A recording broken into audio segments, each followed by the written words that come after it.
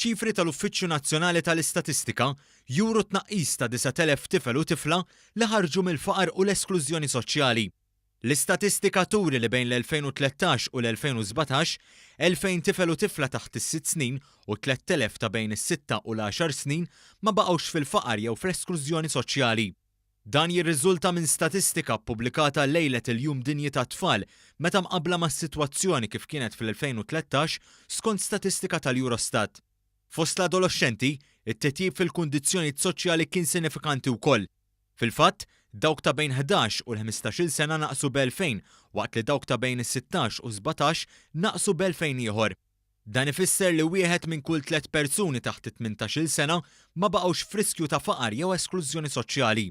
Il-Ministru Michael Falzon qal li tnaqqis kien riżultat ta' firxa kbira ta' miżuri soċjali li daħħal il-Gvern f'dawn il-5 snin, fosthom inċentivi ġodda bħal Childcare b'xejn, it-tapering tal-benefiċċji soċjali, l-in-work benefit, iż-żieda fil-paga minima, it-titjib fl-istipendji, id-dħul tal-Community Working Scheme, il-ġlieda kontra l-prekarjat u tnaqqis fl-income tax fost oħrajn.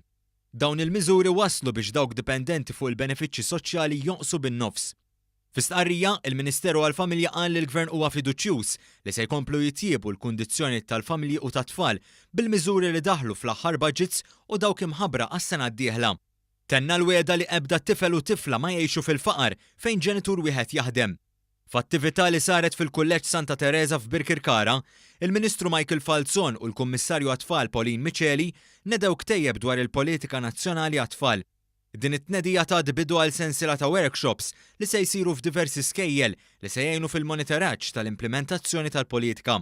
Il-Kummissarju għat-Tfal Pauline Micheli saħqet li t-tfal għandhom dejjem jiġu trattati b'dinjità u rispett u li għandhom jingħataw il-mezzi biex iwasslu l-opinjoni tagħhom.